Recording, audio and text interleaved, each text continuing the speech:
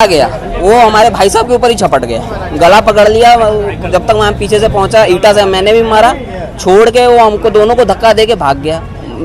Air gun से भी मतलब हमला किया उसने, मतलब चली नहीं तो फेंक के मार दिया। मार नहीं आया था वो तो महिला को। जिस हिसाब से क्या हुआ, कौन सी जगह हम लड़की को यहाँ से पीछे चाकू मारते हमने देखा है कि चाकू मार, जब तक हम चिल्लाए वो भागा है। चाकू कहाँ मारा था? पीठ में मारा है, हाथ में मारा? हाँ हाथ में मारा है।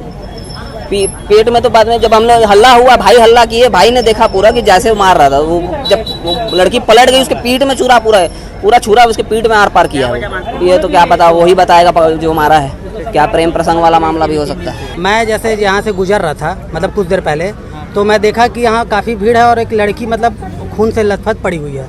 तो फिर मैं मतलब आया और देखा कि मतलब दो चार लोग थे, एक लोग मतलब कोई थे तो उनको मतलब उठाने का प्रयास कर रहे थे कि ले चलो हॉस्पिटल, ले चलो हॉस्पिटल।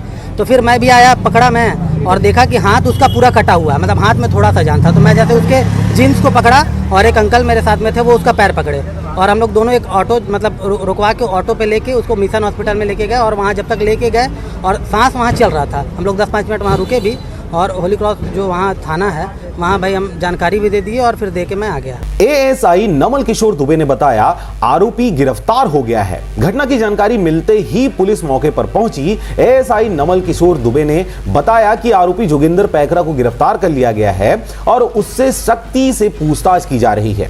जोगिंदर ने भारती को मारने की नियत से ही चाकू और एयर पिस्टल लेकर आने की बात कबूल ली है। यह पूरी वारदात प्रेम प्रसंग में मिले धोखे से उपजे गुस्से का नतीजा लग रहा है।